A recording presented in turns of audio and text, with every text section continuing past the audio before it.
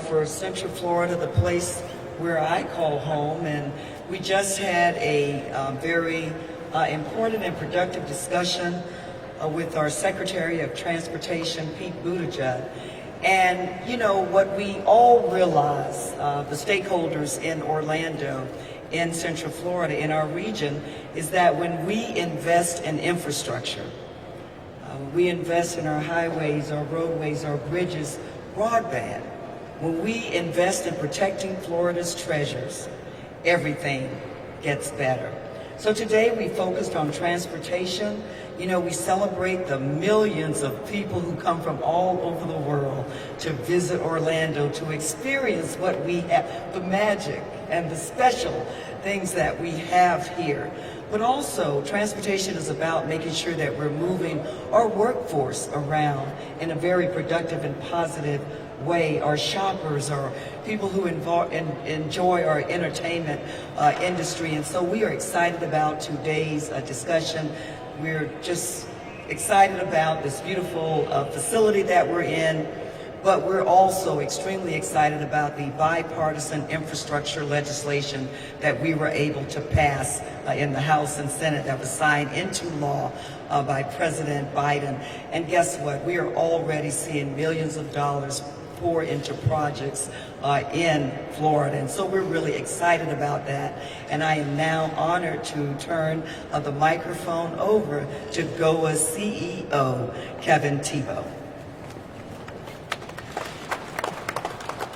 Thank you, Congresswoman. And again, we are honored to be here today to welcome and host the U.S. Transportation Secretary Pete Buttigieg and welcoming him to really the future of Central Florida travel here at the new Terminal C.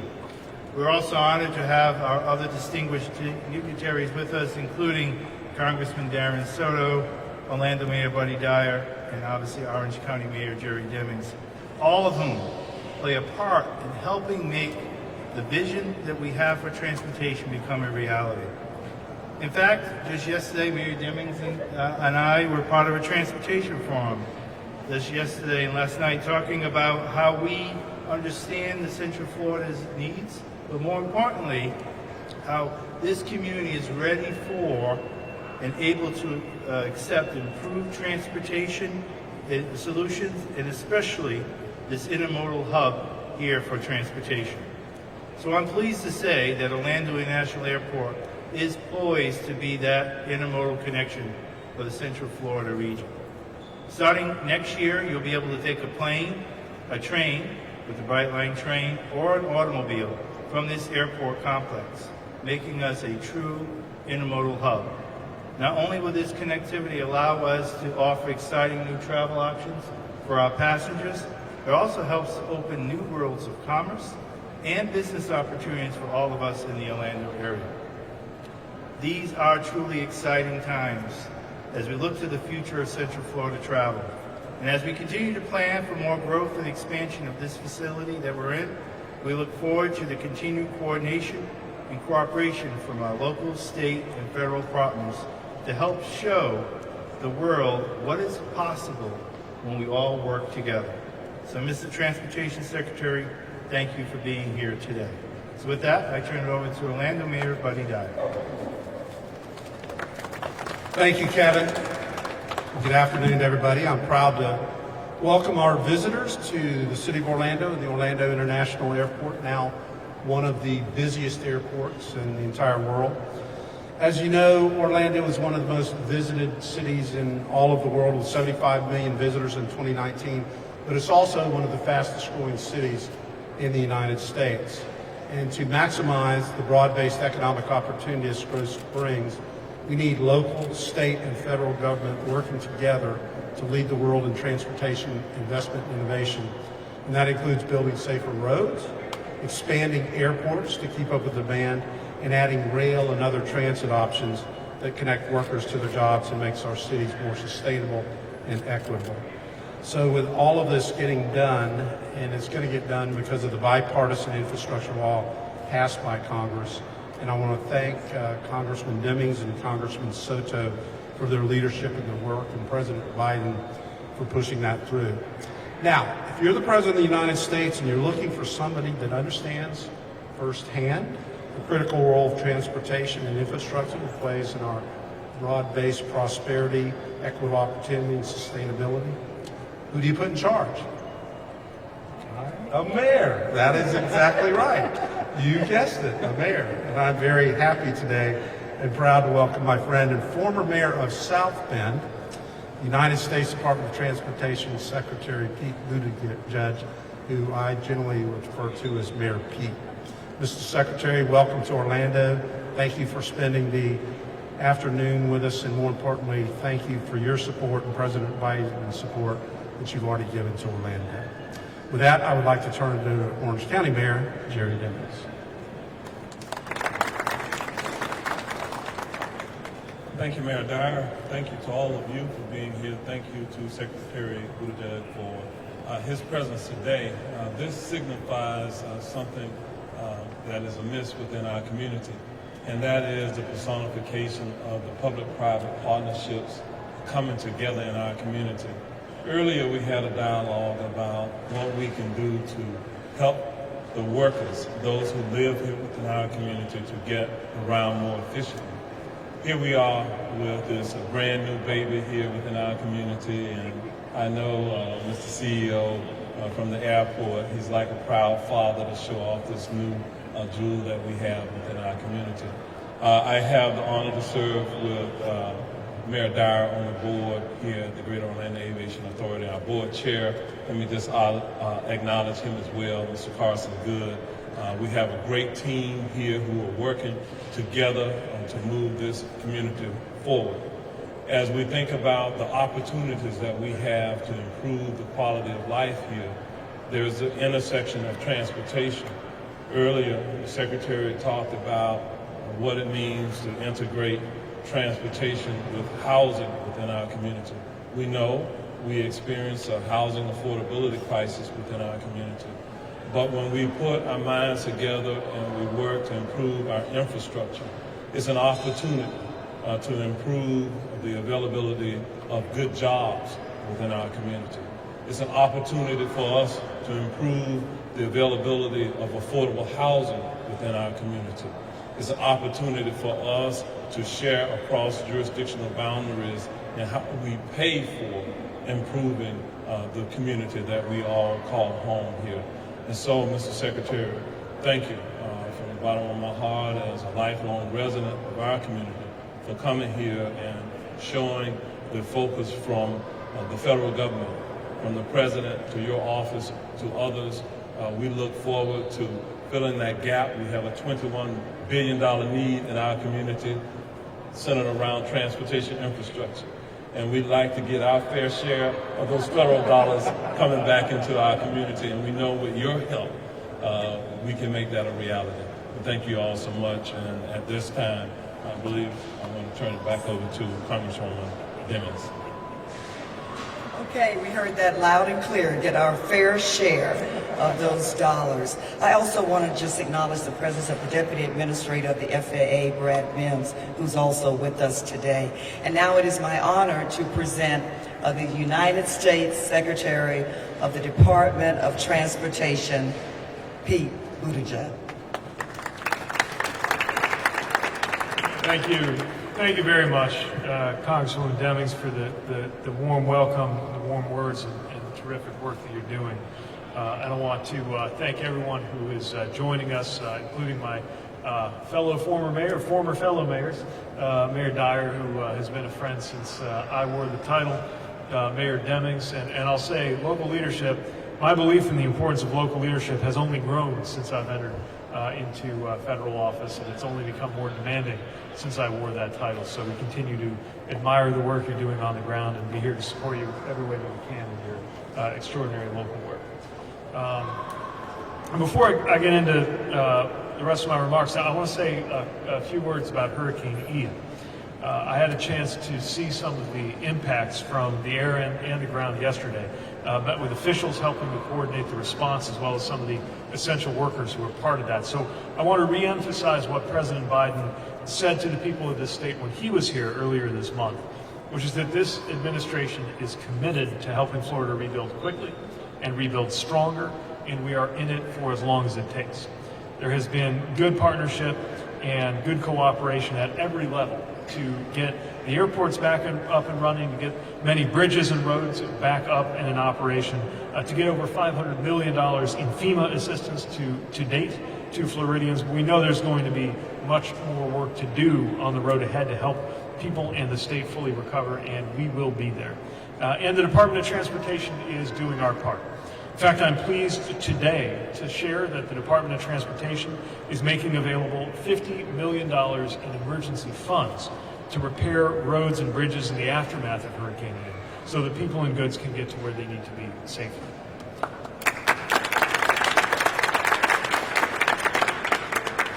And then with regard to the airport, again, I want to thank our hosts here, including Kevin Thibault, the Greater Orlando Aviation Authority, and all of the leadership and staff on the board and professional team here at the airport. And I certainly want to recognize Representative Demings and Representative Soto. We are so thankful for their leadership in Congress. I want to make sure everybody remembers that there is a direct relationship of cause and effect between the support that Representative Soto and Representative Demings showed for this bipartisan infrastructure law with their vote, and the funding that we are delivering right now to Orlando and around the country. That law has meant that we are able to not just help rebuild after a crisis and an emergency, but build a stronger and more modern infrastructure to be the foundation for generations of prosperity in Florida, and today is a big part of that. Your House members that you see right here standing with me have never hesitated to make sure our department knows the needs of this area and have helped make sure that our country can meet its needs through this landmark legislation. We know how important travel is to the Orlando economy, how important this airport is to travel. The representatives helped to make sure that this airport and so many businesses here made it through the worst of the pandemic, and now we get to build for the future of Orlando. So we are thrilled to be here to formally celebrate the award of $50 million from the U.S. Department of Transportation to support the expansion of the new Terminal C.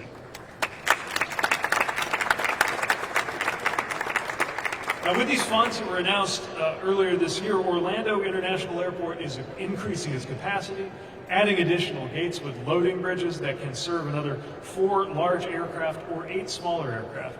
And it's going to improve the passenger experience with more efficient boarding, better baggage system, and improved accessibility for travelers with disabilities. New Terminal C also shows how infrastructure is not just about metal and steel, it's about people's lives.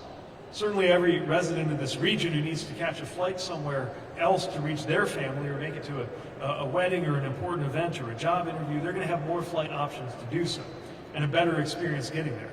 And also, every traveler who arrives in Orlando by air and walks off the plane through those new gates is going to be contributing to the economy at a restaurant, at a store, somewhere that Orlando residents work.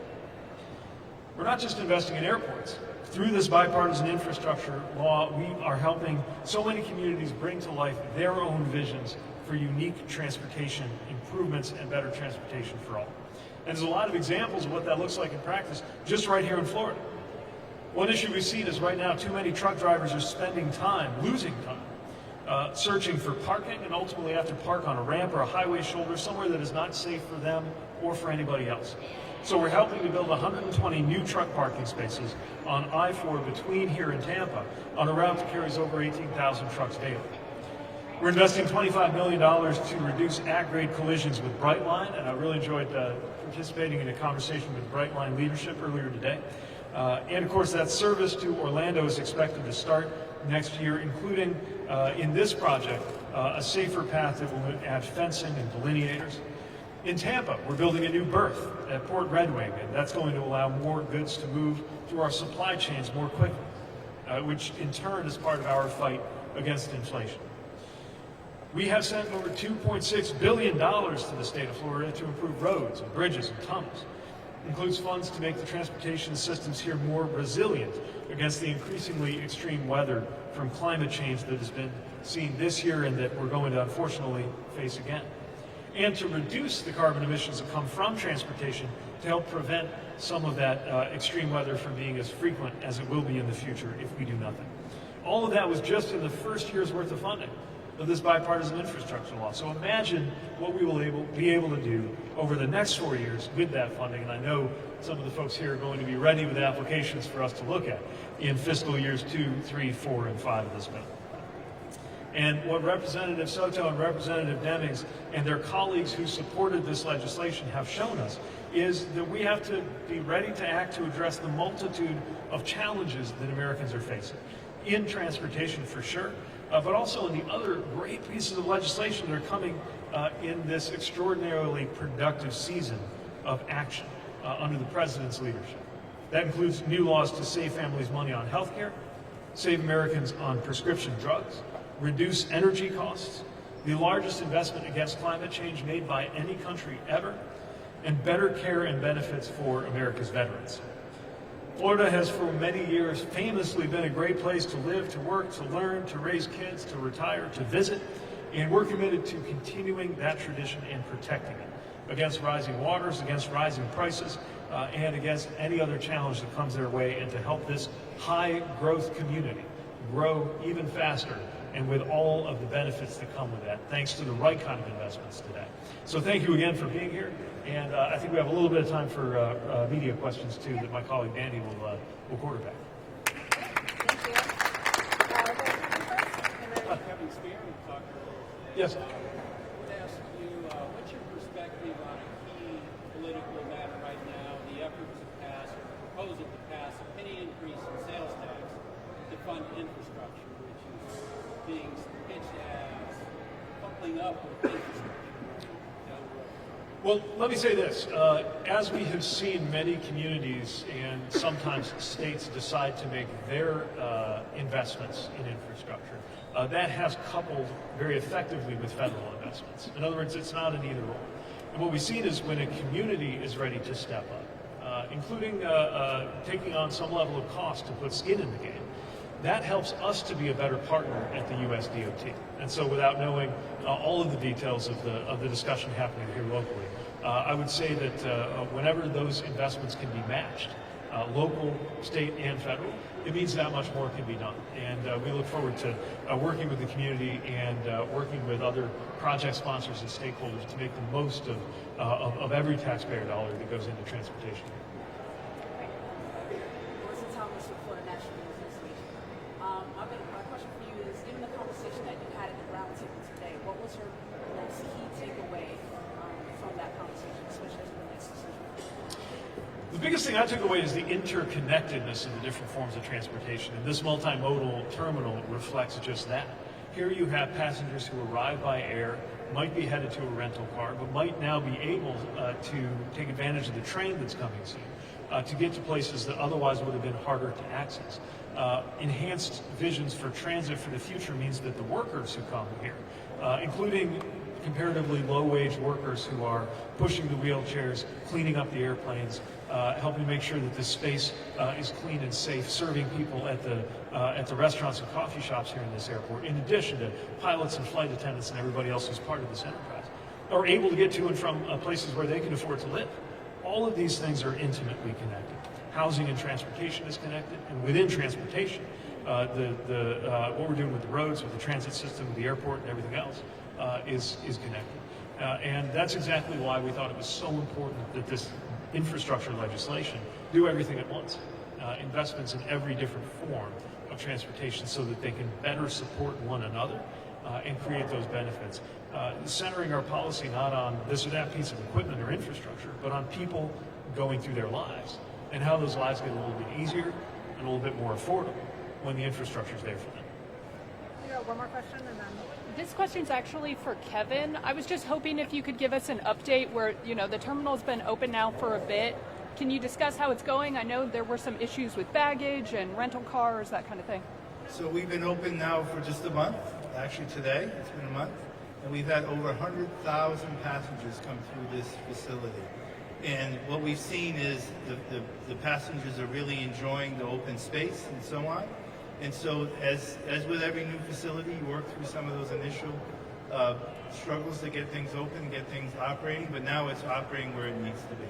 And now next week with JetBlue coming in, it'll be an exciting time to have those passengers as well. All right, thank you guys. Thanks, everybody.